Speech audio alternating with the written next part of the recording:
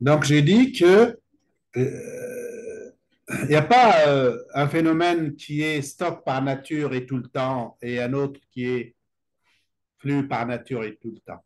Un même phénomène, comme vient de dire votre camarade, on peut l'observer à un instant T et on peut l'observer comment il varie d'un instant T à un instant T plus 1. Le même phénomène. L'exemple que j'ai donné qui est le plus parlant, c'est l'investissement. Quand on dit investissement, ça veut dire combien tu as investi ou une économie a investi de tel jour à tel jour, pendant une année par exemple. Cet investissement-là, il vient s'ajouter à des investissements passés, n'est-ce pas? Eh bien, à un instant donné, on peut regarder combien on a investi depuis X temps jusqu'à aujourd'hui. Ben ça s'appelle le, non, ce que je regarde à un instant T, tout ce que j'ai investi depuis X temps, depuis longtemps jusqu'à aujourd'hui. Ça donne ah, vous n'avez pas retenu ce que j'ai dit hier. Ça donne l'investissement, c'est un flux ah, vous n'avez pas compris. C'est un flux de capitaux.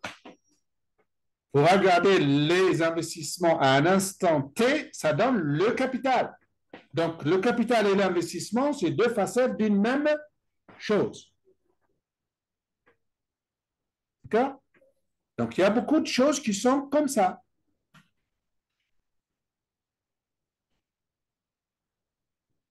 Vous accumulez des investissements, vous obtenez du, du, du, putain, répétez un peu, merde. Du, merde, je viens de le dire, du capital, mais vous accumulez de l'investissement, vous obtenez et voilà, il faut le dire comme ça. Parce que c'est comme ça que je mets mes QCM, moi. Vous accumulez des investissements, vous obtenez, je mets quatre choses, des conneries, et puis une autre chose qui est juste, une seule ou deux. Mais c'est comme ça que vous devez comprendre les phénomènes que j'explique. Non?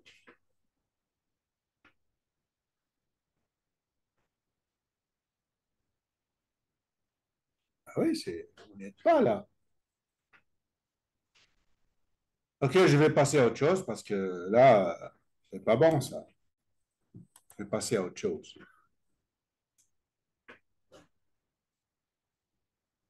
L'autre chose à laquelle je vais passer est la suivante. Et vos camarades qui ont assisté au TD précédent, ce que je vais expliquer là, ça fait la suite à ce que je leur ai expliqué. Je leur ai expliqué le théorème de l'épuisement du produit. Vous allez le trouver dans la vidéo en espérant qu'elle soit réussie.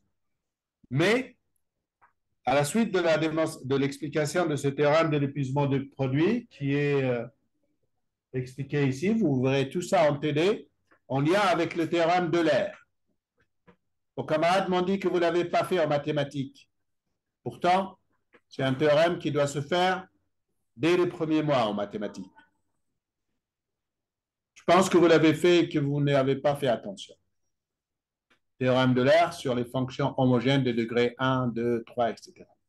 Dans tous les cas.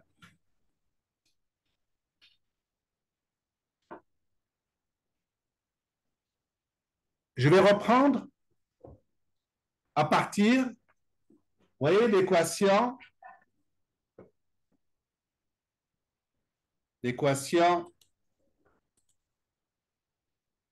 de l'équation fondamentale numéro 1 du circuit. Elle est écrite devant vous. Y égale C plus I plus G plus X moins M. C'est ça la première équation fondamentale du circuit. Elle porte un autre nom en économie. Je l'ai dit hier. C'est l'équation de l'équilibre ou de l'égalité des ressources et des emplois d'une économie. Vous l'étudierez l'année prochaine en comptabilité nationale. C'est une équation très importante. J'ai expliqué aussi hier que cette égalité est en fait une identité. Ça veut dire qu'elle est toujours vérifiée. Ça veut dire que c'est une identité ex post. Ce n'est pas un équilibre ex ante. J'ai expliqué pour quelle raison. Elle est toujours vérifiée à cause ou grâce à la variation des stocks. Rappelez-vous l'explication d'hier. Sauf que cette première équation fondamentale du circuit, on a défini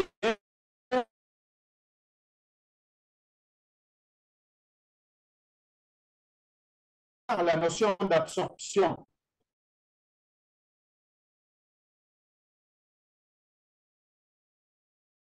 qui est C plus I plus G, ou de valeur totale effectuée par les secteurs privés, le secteur public, qu'elles soient des dépenses de choses produites dans le pays ou qui viennent de l'étranger. C'est ça, c'est sur la formule A pour la distinguer de X moins M. A, c'est l'absorption et X moins M, c'est l'équilibre extérieur. Mais c'est un équilibre extérieur très, très primaire. Pourquoi? Parce que c'est uniquement la balance commerciale, c'est tout.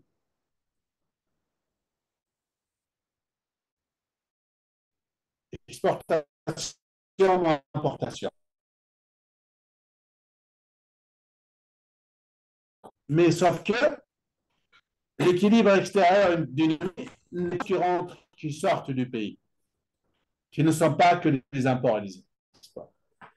Donc, j'ai interprété l'idée que lorsque Y dépasse A, ça veut dire que le pays produit plus qu'il n'absorbe. Ça veut dire qu'il est à l'aise, n'est-ce pas? Son équilibre extérieur est excédentaire, n'est-ce pas? Ça veut dire qu'il consomme moins que ce qu'il produit. C'est plutôt positif. Enfin, positif, je veux dire, c'est plutôt bien. Mais que lorsque, au contraire, le pays absorbe plus qu'il ne produit, donc A dépasse Y, on est dans la situation inverse, un peu malheureuse, si on veut, pour le pays. Ça veut dire qu'il doit importer plus qu'il n'exporte, ce pays-là. Il est difficile. Cette X moins M, balance commerciale, pour vraiment aboutir ou arriver à la conclusion que si A dépasse Y et que le pays vit au-dessus de ses moyens, il ne faut pas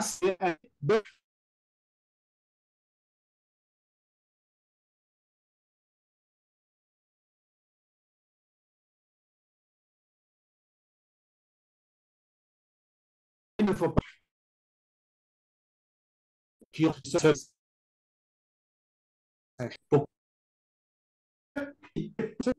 et dans ce cas-là,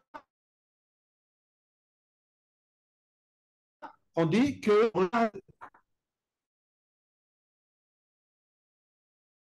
on ne s'arrête pas comme ça.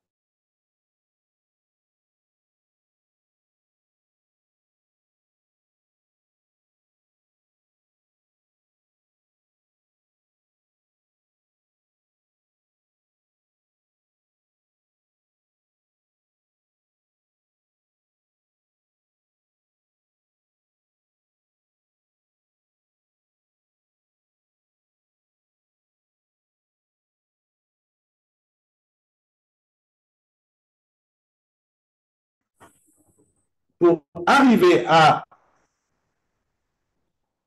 savoir si un pays vit vraiment au-dessus de ses moyens, il ne faut pas regarder que ses moyens export-import. Il faut regarder d'autres flux d'entrée et de sortie d'argent dans ce pays. Et l'une des balances qui contient la balance commerciale, qui va au-delà du commercial, c'est ce qu'on appelle la balance courante ou le compte courant d'une économie. Et c'est ça que je vais expliquer maintenant avec vous, qui fait suite à la vidéo du groupe précédent. Vous devez revisionner. On appelle le X-M balance commerciale, on l'appelle quelquefois, pour pédagogiquement, on l'appelle quelquefois le compte courant primaire d'une économie. Ça veut dire rudimentaire, si vous voulez. Le compte courant primaire d'une économie. Qu'est-ce que ça veut dire primaire? Alors, dans tous les comptes de la nation, en comptabilité nationale, que vous verrez l'année prochaine, tout ce qui est compte primaire, c'est ce qui résulte ou découle de rémunération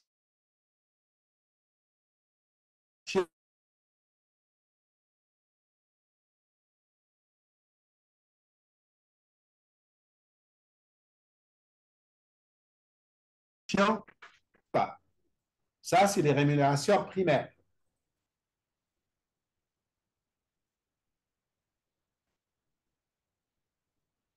Donc,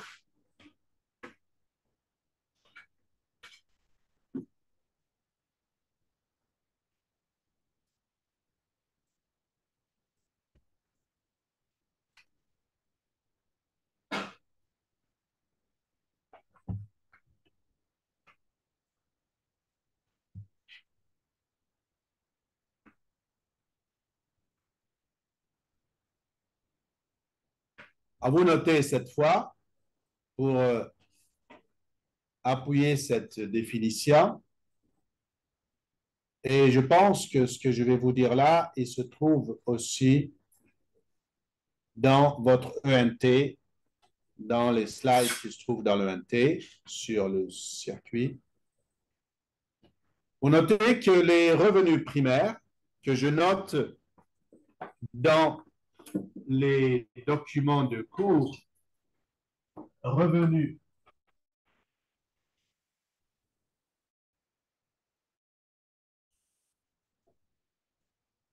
primaires à distinguer des revenus secondaires nets du reste du monde de la manière suivante. Vous notez, et je crois que cette définition est déjà visible sur l'ENT, dans le chapitre cours magistral sur le circuit. Les revenus primaires reçus et versés au reste du monde, noté R1, indice NRDM, pour dire net du reste du monde, sont les rémunérations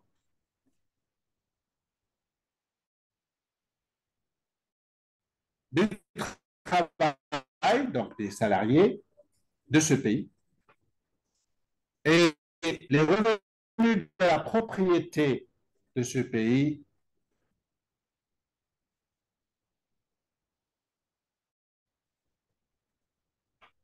plus les impôts sur la production et sur les importations. Bien sûr, les rémunérations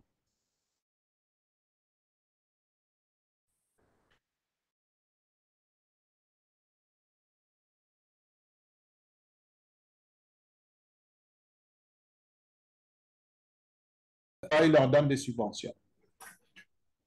Donc, les revenus primaires reçus et versés au reste du monde, ce sont les rémunérations des salaires, des revenus de la propriété, plus les impôts sur la production et sur les importations nettes et des subventions.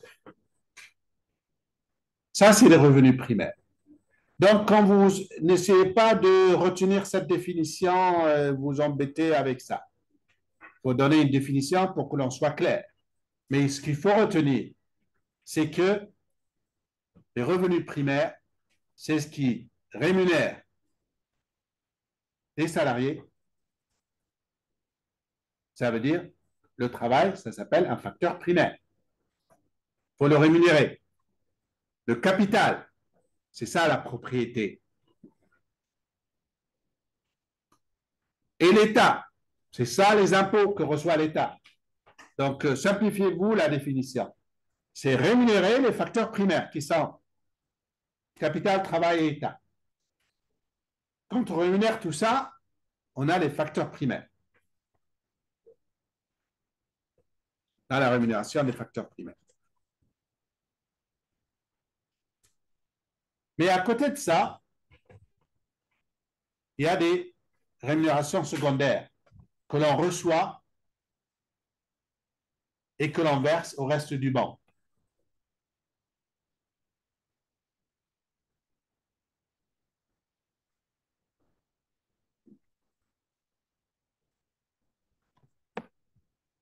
Et c'est avec secondaires, ces revenus secondaires reçus ou versés au reste du monde, on appelle le revenu secondaire net,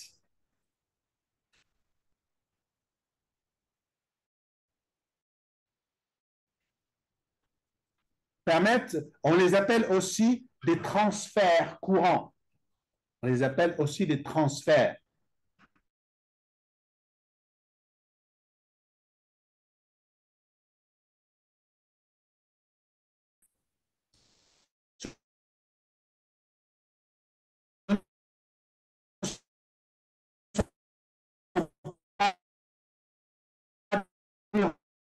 Revenus, ce sont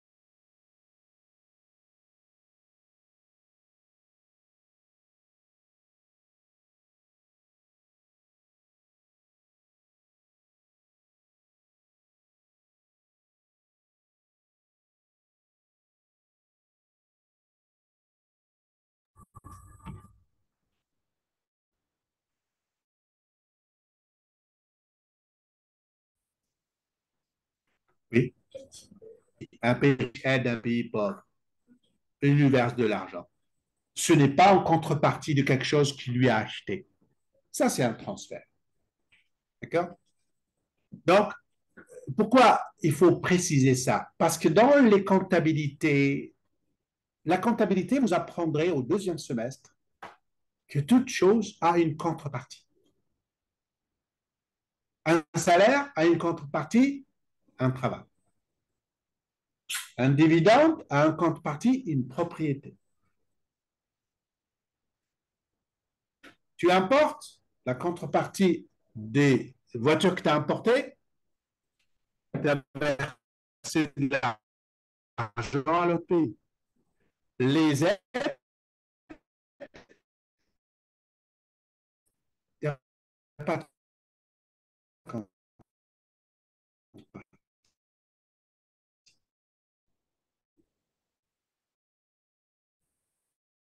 mais les aides de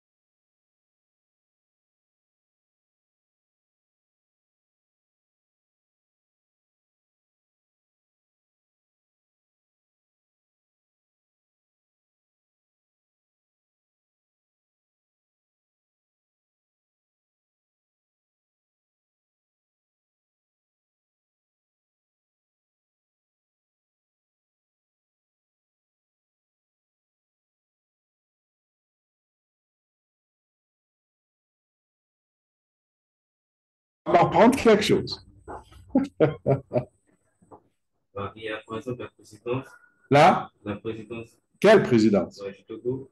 Ah, Ouais. Il y a des pays des frères pour la France, parce que c'est la France qui a construit ou entretenu. Et il y a aussi par rapport à construire, entretenir quoi? voilà, il y a des Comment bâtiments. ça? Explique un peu. Rentre un peu dans les détails pour que je comprenne. À la période coloniale et vers le niveau de l'indépendance, bah, la France, ils avaient des accords où la France a construit Des choses des au choses. Togo. Ouais. Et alors, Et après, bah, vu le que Togo doit. et après, le Togo a des dettes envers la France. Oui. Il y Donc, avait des c'est impôts. pas unilatéral, ça. C'est contre quelque chose. Si elle a construit des choses et que dans le contrat, le pays Togo qui a bénéficié de ça doit verser des sommes jusqu'à une certaine date pour rembourser cette construction. Donc, c'est pas parce que dans ce cas-là, la France a dû verser. Et puis le Togo va repayer. C'est pas unilatéral, ça. Tu as compris? Enfin, je ne sais pas, peut-être que tu as une meilleure explication, mais je discute avec toi pour que l'on puisse se préciser les choses, hein, n'est-ce pas? Peut-être que ton idée est, si je te laisse le temps de l'expliquer une autre fois, tu me l'expliqueras. Je ne me, je ne, j'aimerais bien, mais si j'ai bien compris, ce n'est pas un transfert. Le transfert, je répète, c'est quelque chose sans contrepartie. Sans contrepartie.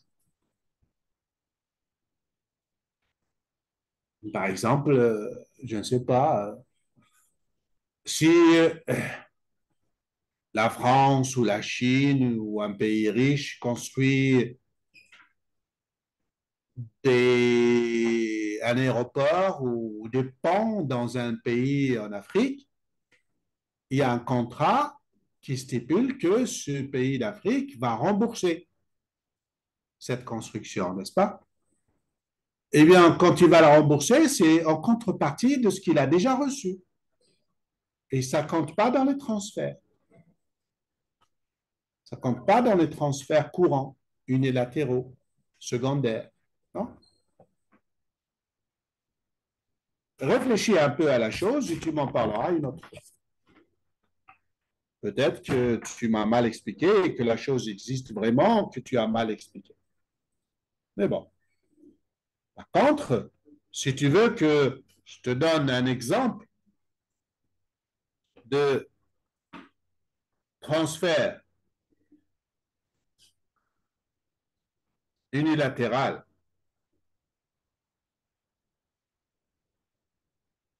d'un pays pauvre vers la France et qui explique pourquoi ce pays est resté pauvre.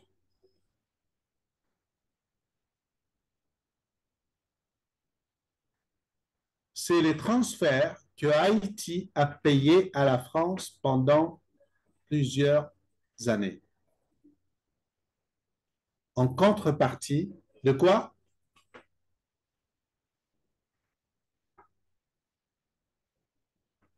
Tu es togolais? Eh bien, tu devrais t'intéresser non pas seulement au Togo, mais à toute l'économie mondiale. Et là, tu vas te rendre compte que Haïti a été obligé de payer des sommes énormes à la France parce que les propriétaires d'esclaves français à Haïti, quand les Haïtiens ont obtenu leur libération, ils ont quitté l'esclavage, ils étaient obligés de rembourser les propriétaires d'esclaves par le prix que les esclavagistes avaient payé pour acheter ces esclaves. Donc, ils ont payé leur liberté. par des sommes en or versées à la France pendant plusieurs années. Et là, c'est un transfert de Haïti vers la France sans contrepartie. D'accord? Ça, c'est un exemple beaucoup plus douloureux, beaucoup plus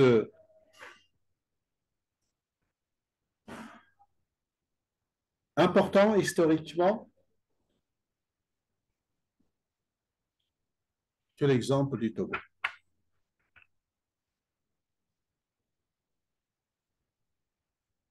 Tu as compris? Est-ce que tu connais l'économiste Ngoko? Ben, tu devrais le lire. C'est un économiste togolais que tu devrais lire. Il va t'apprendre beaucoup de choses. OK, je reviens. Et je pense que, j'espère que vous avez compris que ça veut dire les transferts courants.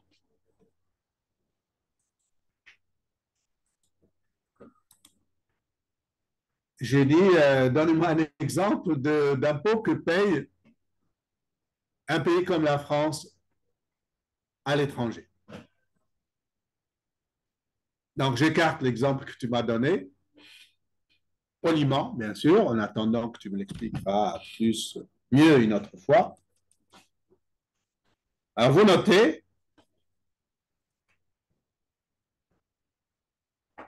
on définit, dans le cadre des transferts courants, hein, les transferts courants permettront de définir le RNDB, revenu national disponible brut, à partir du RNB.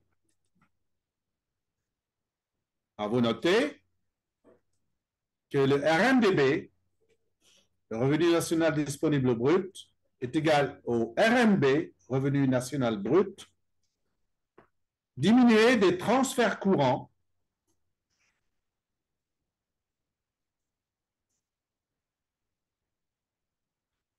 versés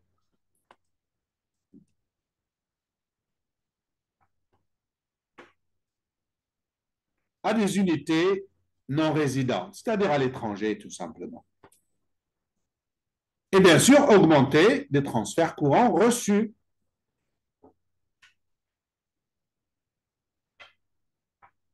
du reste du monde, RDM, par les unités résidentes.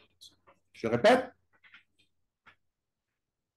le RNDB est égal au RNB, diminué des transferts courants versés à des unités non résidentes, pardon, à l'étranger tout simplement, et augmenter des transferts courants reçus du reste du monde ou de l'étranger par des unités résidentes, pas des Français,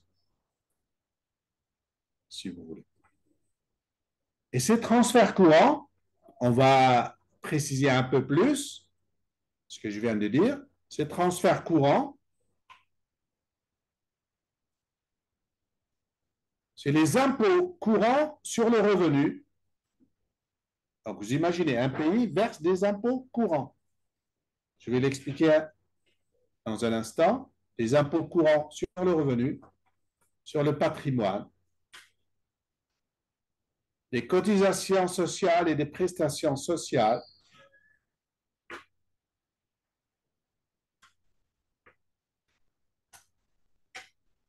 Voilà. Alors, c'est quoi les impôts courants?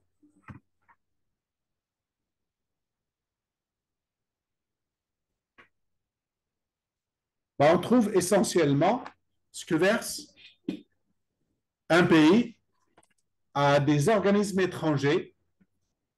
Ce n'est pas quelque chose de très, très grand,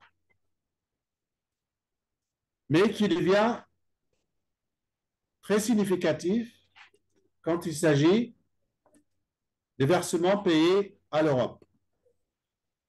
La France paye beaucoup d'argent à l'Europe et en reçoit beaucoup aussi. C'est compté dans des impôts et des taxes payé par la France à l'étranger. C'est ça qui rentre dans les transferts courants. Ça veut dire que c'est payé sans contrepartie. La France reçoit beaucoup d'argent de l'Europe, mais elle verse beaucoup d'argent à l'Europe. On fait le compte de tout ça. C'est ça qui donne les transferts courants. Fait le net, si vous voulez. Reçu moins versé.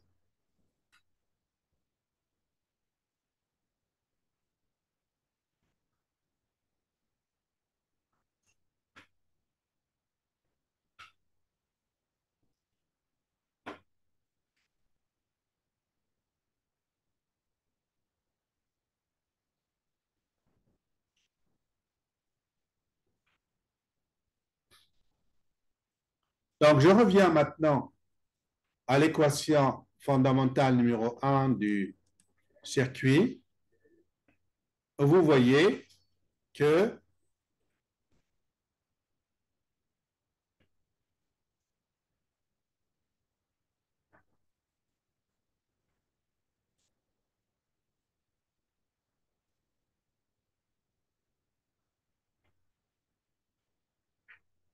si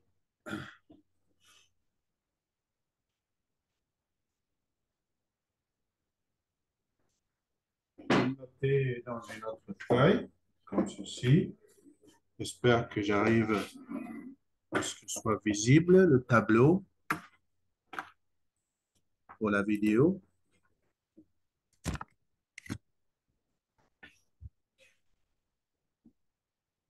Donc, je pars de l'équation fondamentale numéro 1 qui est y égale a plus x moins m.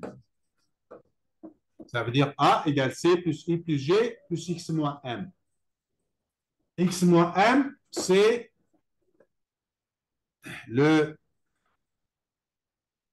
solde de la balance commerciale que j'ai appelé à l'instant compte courant primaire. Oui, non? Plus fort? Oui, je t'en prie, oui. C'est ça, oui. Bon, je me répète exprès parce que quand vous lisez un journal, un livre, vous pouvez trouver différentes appellations pour la même chose. Pourquoi il y a différentes appellations? C'est parce qu'il y a des appellations qui viennent de la macro, des appellations qui viennent de la comptabilité nationale. C'est ça qui fait que ce ne sont pas le même langage. Puis aussi des appellations un peu journalistiques, qui sont un peu approximatives. Et ils les font pour que les lecteurs qui ne sont pas versés dans l'économie comprennent.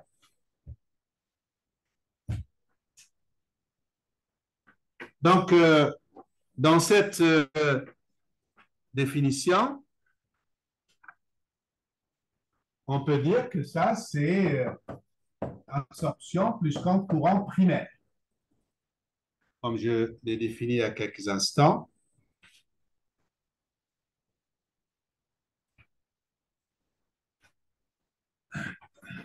On peut écrire que Y, c'est le PIB.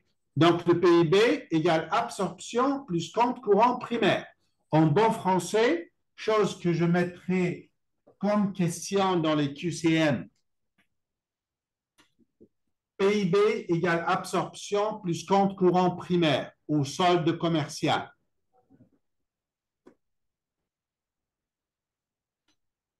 Et ensuite, vous verrez que j'ai expliqué en long et en large le PIB hier. Je le réexpliqué dans la vidéo précédente du groupe précédent. Et vous devez la relire, la visionner. Mais j'ai défini aussi hier le RNB, le revenu national brut, qui n'est pas le produit intérieur brut, le revenu national brut. J'ai dit que le revenu national brut, c'est le PIB corrigé.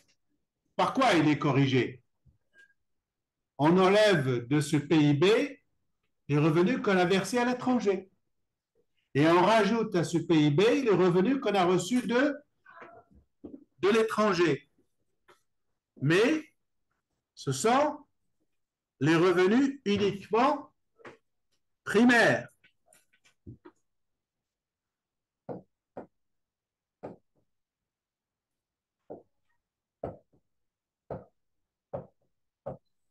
Voilà ce que j'ai défini hier. Le RNB est égal au PIB plus les revenus primaires nets reçus du reste du monde. J'aimerais que, au lieu d'écrire, de réfléchir sur cette relation. J'ai expliqué hier dans le cours que pour passer du PIB d'un pays à son revenu national brut, prendre le PIB. Dans le PIB, il y a des revenus qui ont été créés et qui bénéficient à des étrangers. Il faut les enlever. Comme à l'étranger, il y a des revenus créés qui bénéficient à des Français. Il faut les rajouter. C'est ça qu'on appelle revenu primaire net, reçu moins versé. Comme ça, le PIB n'est plus PIB, mais devient un revenu français, un revenu national. C'est ça la définition du RNB.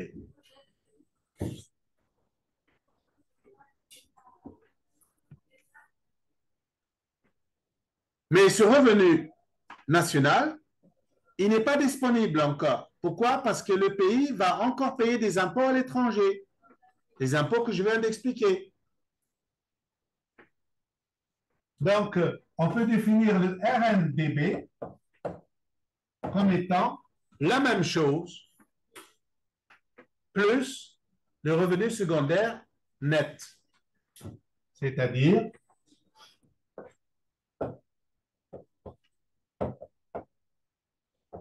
le revenu des transferts.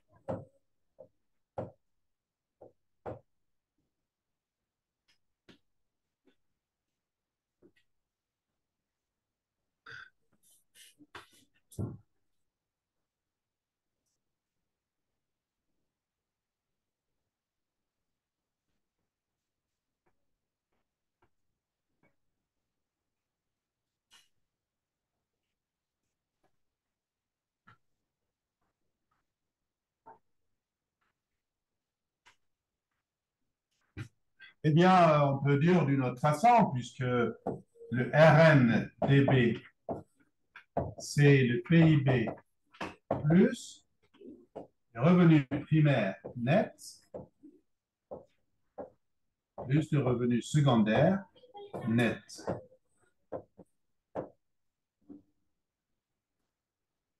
Eh bien, ce montant, la somme de ces deux revenus, ces deux transferts,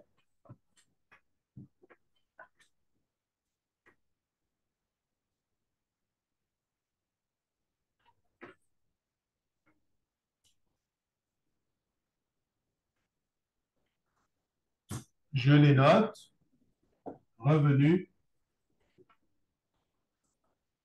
des transferts nets.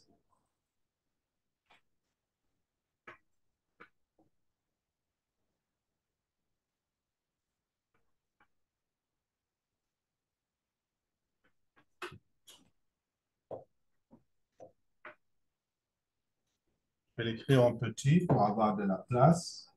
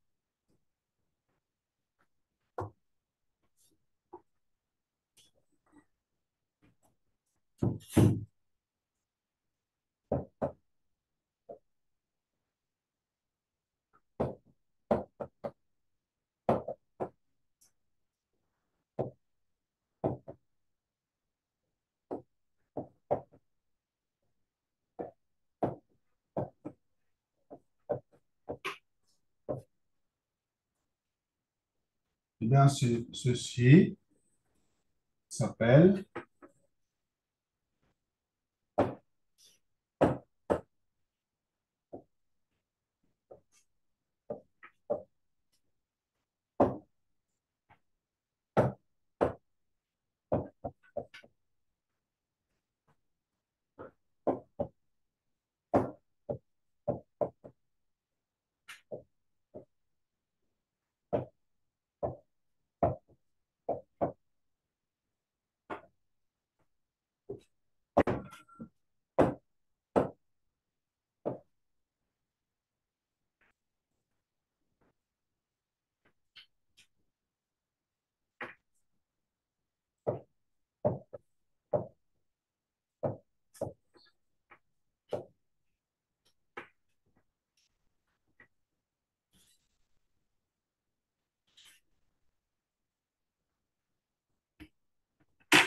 Alors, vous voyez donc que je passe d'une équation numéro un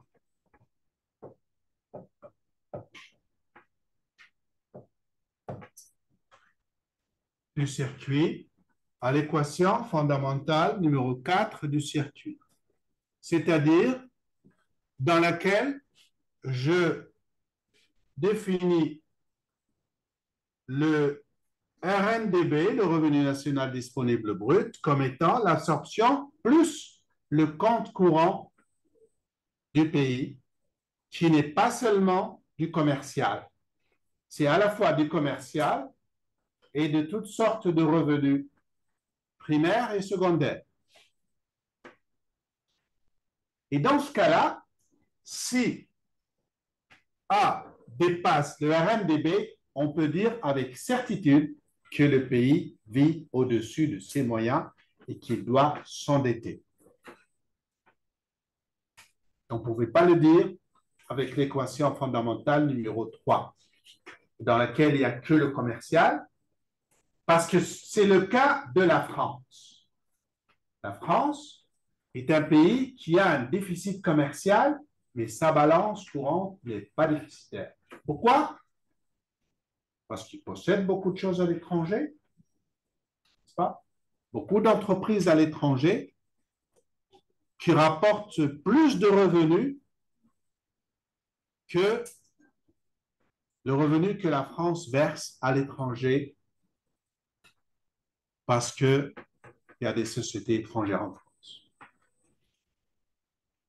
Vous avez beaucoup de revenus de la propriété qui viennent abonder le revenu français en plus de celui qui est produit en France. Bien sûr, la France verse des revenus à l'étranger, comme je l'ai dit hier, parce qu'il y a IBM, il y a McDonald's, il y a beaucoup de sociétés étrangères, n'est-ce pas? Mais la France possède aussi des entreprises à l'étranger. Donc, c'est ça qui explique pourquoi la France est un pays qui a une balance commerciale qui n'est pas bonne, mais qui est plus que compensée par d'autres sources de revenus qui ne sont pas que des revenus primaires. Donc, à partir de la RNDB, si A dépasse RNDB, on peut dire que le pays vit au-dessus de ses moyens. Et si A est inférieur au RNDB, c'est le cas de la France, qui ne vit pas au-dessus de ses moyens. Attention, je ne suis pas en train de parler du déficit public. Hein. Ce n'est pas le déficit de l'État, le déficit de l'entreprise France, pas du pays France. Vous voyez, des fois, les gens mélangent un peu. État et pays. Voilà, l'État, il peut être déficitaire, comme presque tous les États, sauf les pays avec pétrole et gaz et compagnie, et qui a, on verra. Je ne sais pas, je ne sais pas. Revenu beaucoup plus de ce qu'ils possèdent que de ce qu'ils travaillent et fabriquent. C'est leur chance. On ne va pas les. Et vous avez des pays qui, par exemple, des pays qui ont des PIB très élevés, mais un revenu très faible. Parce que leur économie, elle est basée surtout sur des entreprises étrangères installées chez eux, qui rapatrient des revenus. Ils produisent beaucoup, mais tout n'est pas à eux. Les cas les plus typiques, c'est les pays au début de leur émergence.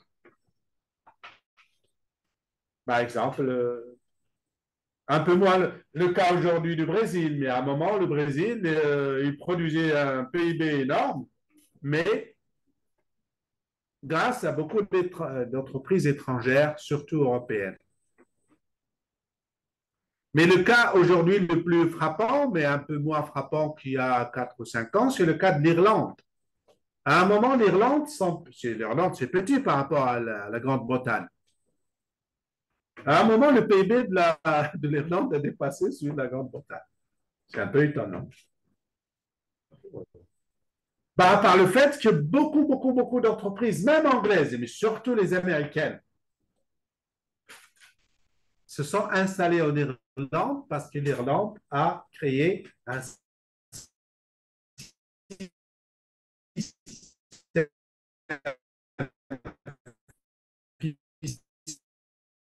fiscal trop et que beaucoup d'Irlandais américains sont venus créer des entreprises en Irlande. Et l'Irlande leur donne un système fiscal extrêmement généreux qui répartit presque tout chez eux aux États-Unis et l'Angleterre aussi. Et surtout qu'avec ça, l'Irlande,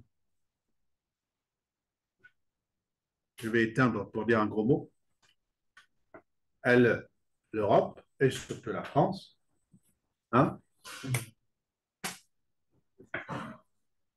elle capte tous les voleurs et les maraudeurs envoyer le revenu en Irlande. Ils ne payent pas d'impôts en France. Vous savez, les grandes sociétés, là, Facebook, eBay, comment il s'appelle Amazon, hein, Microsoft, Google, ils font leur beurre, surtout en Europe continentale, non? Et leurs bureaux sont. Et voilà, vous avez tout compris. Donc l'Irlande produit beaucoup, mais quand tu calcules le revenu, bah, son PIB, à un moment, plusieurs années de suite, a dépassé celui de la Grande-Bretagne. C'est extrêmement ahurissant. Un tout petit pays. Mais en fait, en termes de revenus, non.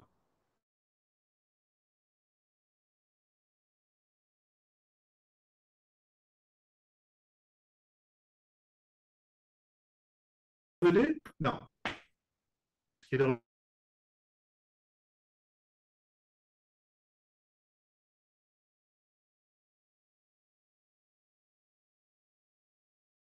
revenu partent. Mais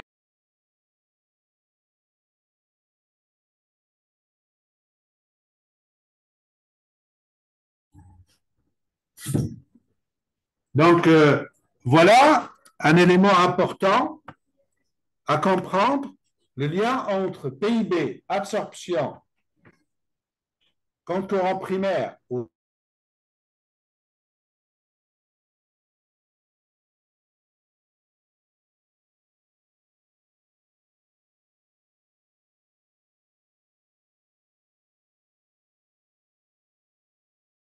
une vidéo sur la balance de paiement. Je verrai par la suite, mais pour le moment, je vais passer à une autre idée qui est importante, c'est la notion de PIB nominal et de PIB réel. Qui peut me dire combien il reste de temps pour savoir si je fais la vidéo, la suite plus forte nominale et réelle? C'est une chose très, très intéressante. Alors, vous notez ce que je vais expliquer là. J'aurais aimé faire une vidéo différente, mais je vais continuer tant que la vidéo marche. Je ne vais pas lui dire de s'arrêter.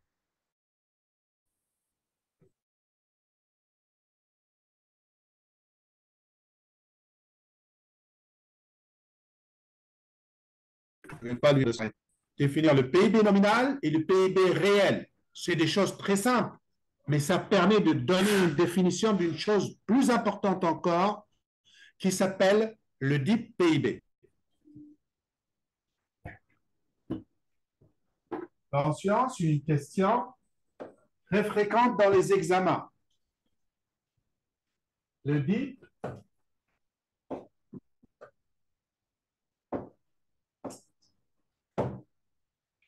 s'appelle le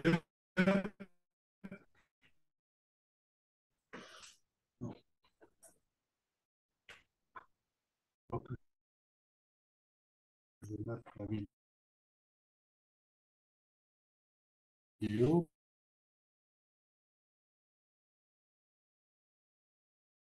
pour voir si le tableau.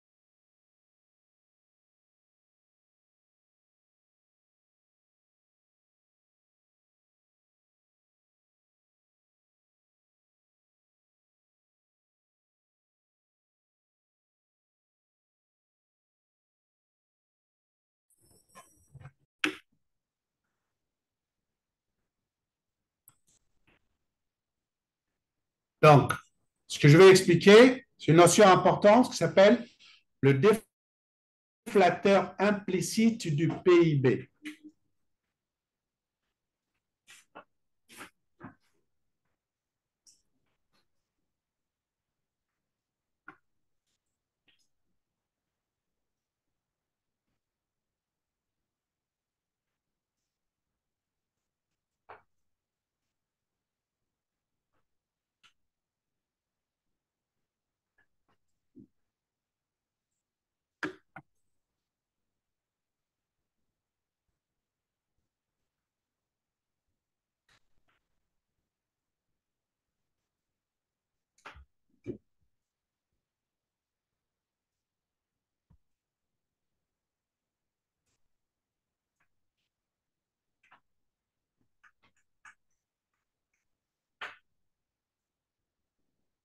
Le déflateur implicite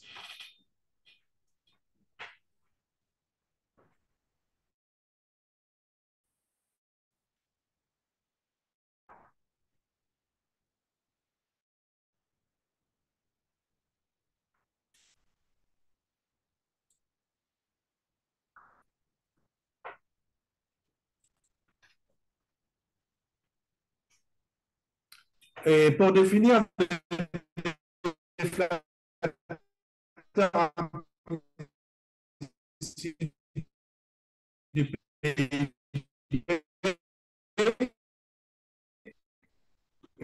il faut rappeler que quand on calcule le PIB,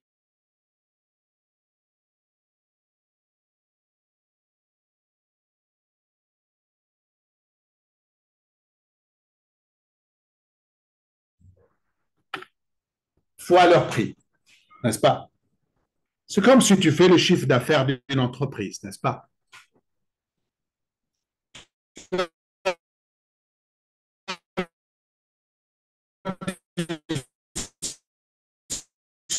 Qui donne tout ce qu'elle a fabriqué fois les prix. Donc, un chiffre d'affaires, c'est comme un PIB. C'est des sommes de prix fois quantité. D'accord? Quand tu prends ces quantités fois les prix de la même période, on dit que tu prends cette statistique à prix courant, le prix de cette année.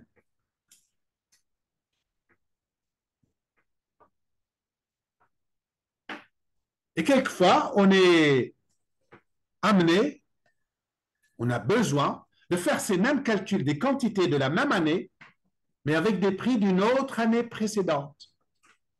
N'est-ce pas? Une autre année précédente, par exemple l'année T-1, c'est-à-dire l'année juste avant, ou l'année d'il y a 10 ans,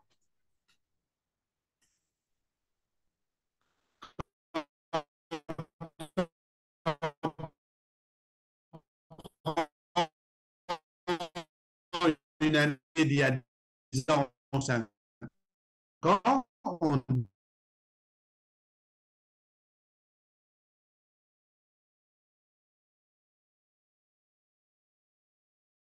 une maladie. Si c'est une année de référence, on dit qu'on fait cette statistique à prix constant. On fait la statistique à prix constant. Par exemple, calculer la consommation de la France ou des Français des 5 ou dernières années passées au prix de 2010, par exemple. On prend que les prix de 2010, mais avec les quantités de toutes ces années, et toujours au même prix 2010. On dit qu'on a fait la statistique de la consommation à prix constant 2010. Ou à prix juste de l'année précédente. On a différentes façons, selon les besoins.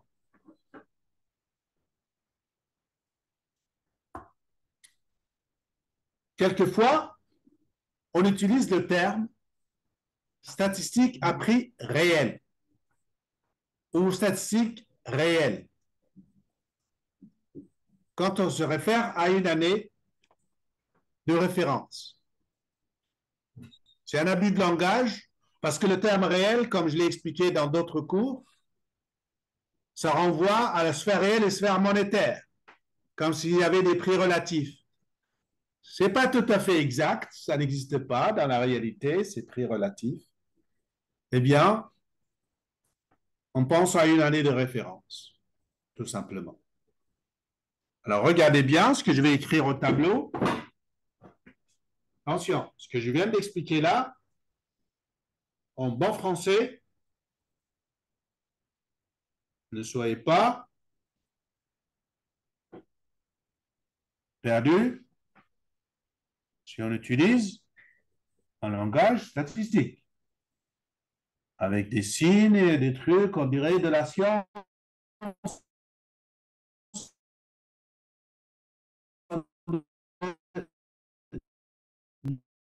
Non, avec des trucs barbares que je vous demande pas de retenir. Le PIB nominal, c'est une somme de, on a dit, de, de, de prix fois quantité. Une somme de choses. Il ne faut pas additionner des voitures et des charrettes et du pain et des bicyclettes. Il faut toutes les multiplier par leur prix. Mais quel prix? Bah, de l'année courante. Bah, ça s'appellera le PIB nominal. Le PIB courant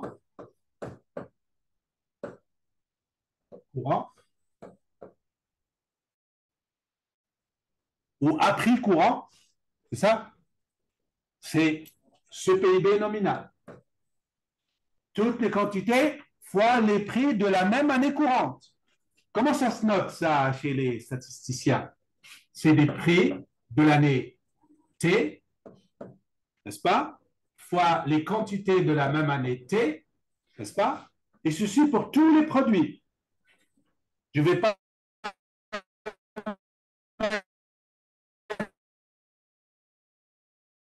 être I, mais supposer que c'est un I. C'est un peu détouré. Je ne sais pas des mots, c'est des conneries. Hein. Vous n'avez pas peur de ça? Si vous avez peur de ça, crachez-lui dessus, vous allez voir que vous n'aurez plus peur. Parce que c'est ce que j'ai dit en français il y a quelques instants. Bon, ça s'écrit comme ça dans les livres. Il ne faut pas que ça vous fasse. Hein? Donc, pour simplifier, on écrit somme, prix, fois quantité, voilà. On simplifie comme ça. OK?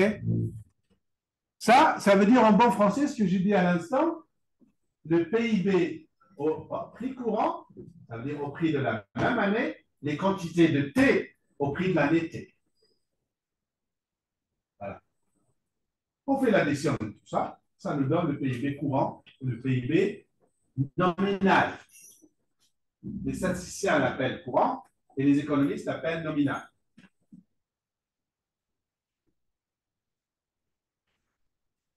Et si on veut calculer un PIB à prix constant, et non pas courant, PIB à prix constant, à prix constant, eh bien, ça s'appelle, les économistes l'appellent un PIB réel. Ce n'est pas vraiment réel. C'est le prix d'une année de référence zéro fois les quantités de l'année pour laquelle on calcule le PIB. On arrête une année, 2010 par exemple. On fait un calcul base 2010.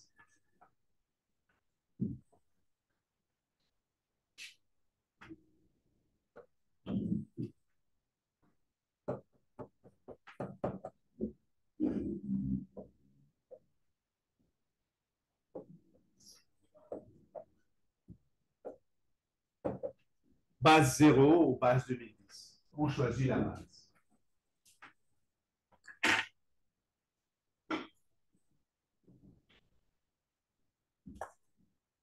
Vous avez compris? Qui a un peu de doute là-dessus, un peu gêné par les, les, les notations? Ce n'est pas des formules, c'est des notations. Un peu donc, il ne faut pas que ça vous donne des embêtes. D'accord? Maintenant, si vous avez un PIB de l'année courante, donc nominal, et un PIB réel, si vous divisez l'un par l'autre,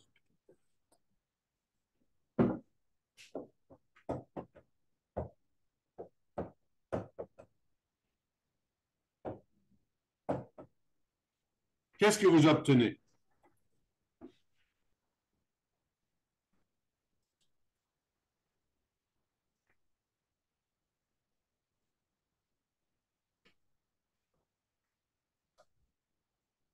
Vous obtenez quelque chose qui va indiquer quoi? Elle va indiquer quoi, cette chose qu'on vient de d'écrire?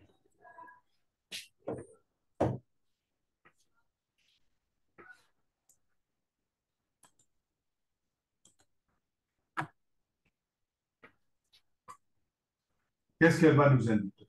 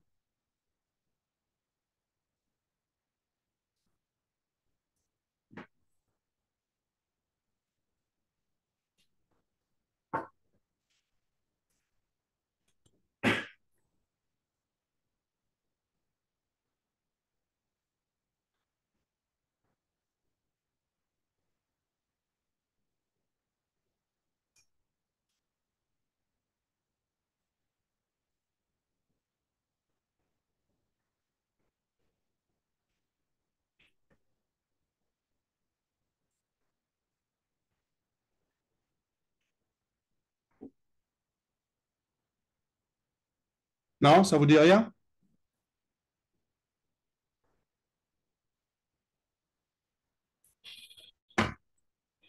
Je vais vous aider par un petit exemple. Imaginez que une entreprise qui vend des chaussures pour femmes, c'est mieux, non? Des chaussures pour femmes. Et que cette entreprise, cette année-là, elle a vendu quantité fois prix de toutes sortes de chaussures. Elle a trouvé que c'est 1 200 000 euros. C'est correct. Ni cher, ni pas trop cher. C'est 1 200 000 euros de chaussures, chiffre d'affaires de chaussures. Puis elle a essayé de recalculer son même chiffre d'affaires en disant les mêmes quantités de chaussures que j'ai vendues, je vais faire comme si je les ai vendues au prix de l'année précédente. D'accord? Qui étaient des prix un peu moins chers avant l'inflation. Les mêmes chaussures, les mêmes quantités qu'elle a vendues cette année avec les prix de ces chaussures d'il y a un an. Et elle trouve que c'est égal à 1 million seulement. D'accord? Et si elle fait 1 million divisé par 1 million, ça fait combien ça?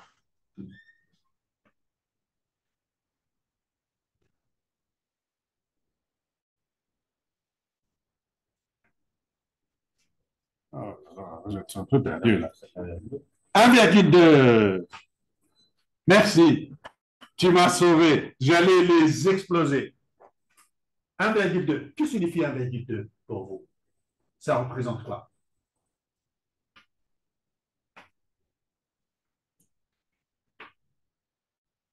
Il faut lui donner l'interprétation sur 1,2. Ce serait quoi? Oui, je t'en prie. Une hausse de 20% de quoi? Très bien. C'est la hausse des prix de chaussures. Donc, si vous mettez le PIB nominal sur le réel, vous obtenez quoi? Un indicateur de l'inflation dans ce pays pendant cette année. C'est ça qui s'appelle le déflateur implicite du PIB. C'est un indicateur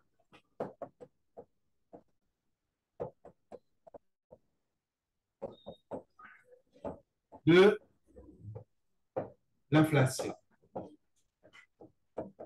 dans cette année.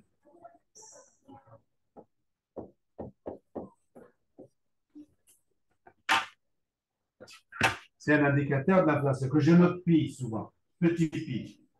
Grand pi, c'est le profit dans l'inflation.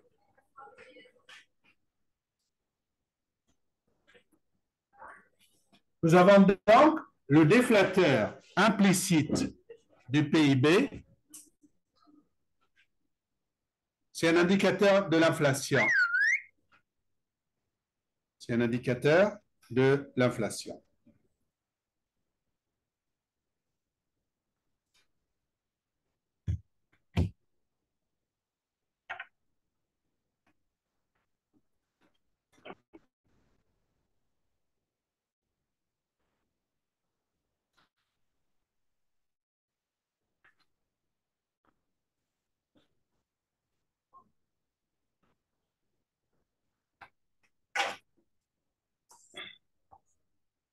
Donc, le déflateur implicite du PIB est un indicateur de l'inflation. Ce n'est pas encore un taux d'inflation, attention. Ce n'est pas encore un taux d'inflation, mais un indicateur seulement.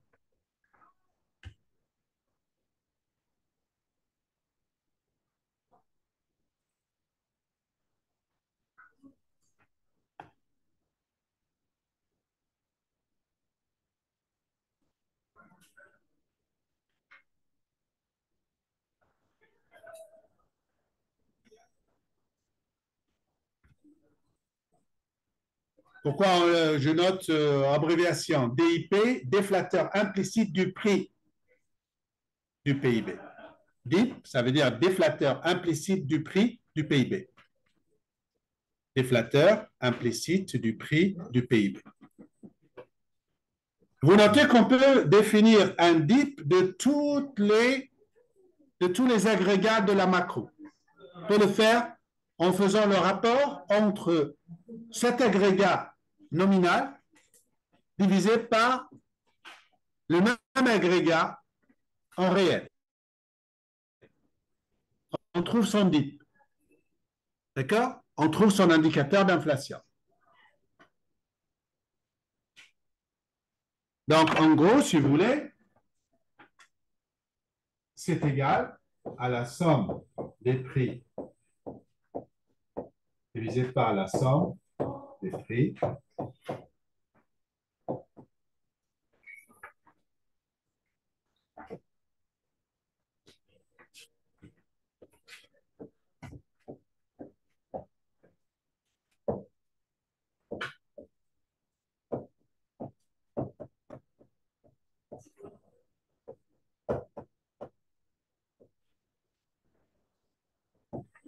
Vous avez commencé à faire des, vous avez commencé à faire des indices cette année? Non? OK, vous le ferez l'année prochaine alors. Le rapport que je viens de faire, ça s'appelle un Lasper des prix du PIB.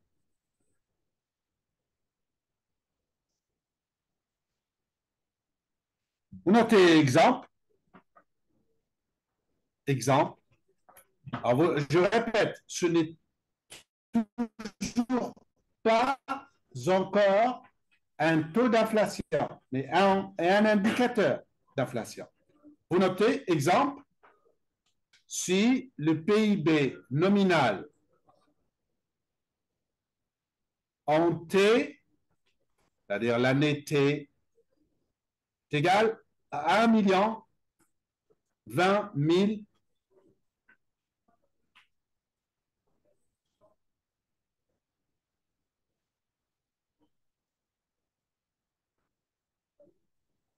et que le PIB réel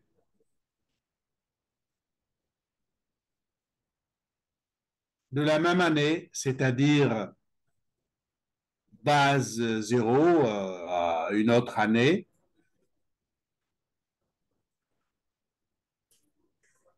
par exemple l'année T-1. Supposons que le PIB réel T-1, c'est-à-dire calculé avec des prix de l'année juste précédente, est égal à 1000 seulement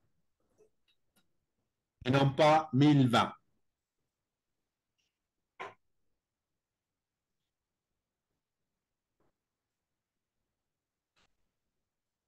À quoi est égal le déflateur implicite du prix du PIB?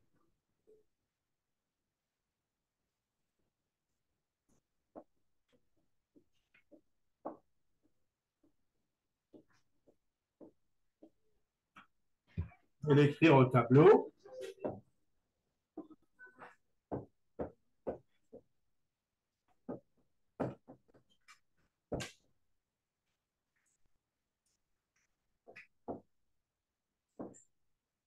Et le même PIB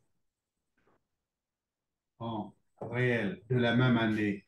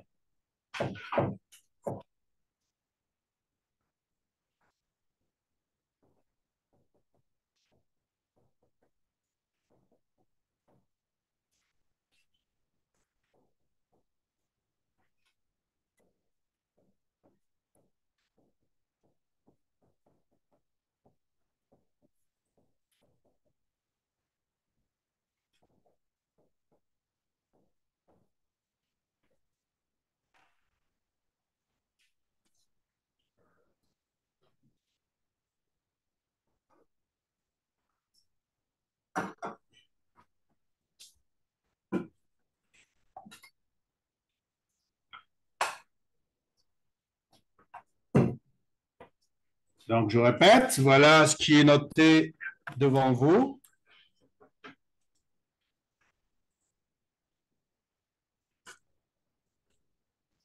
Vous avez le PIB nominal de l'année T est égal à 1 million, à 1020, c'est-à-dire 1020, supposez 1020 milliards, ou ce que vous voulez, et que le PIB réel calculé avec les prix de l'année précédente T-1, j'aurais pu l'écrire comme ceci, T-1,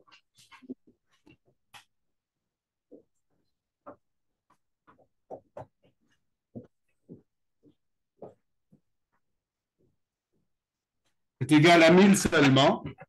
À quoi est égal le DIP de prix du PIB, le DIP du PIB, et à quoi est égal le taux d'inflation de cette économie en cette année. Oui, je t'en prie. Le DIP est égal à 1,02. Très bien, je le note avant que tu continues. Merci.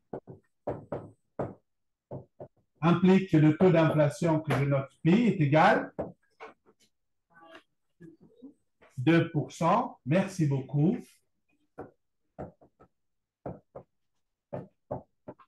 C'est le DIP moins 1 fois 100 est égal à 2%.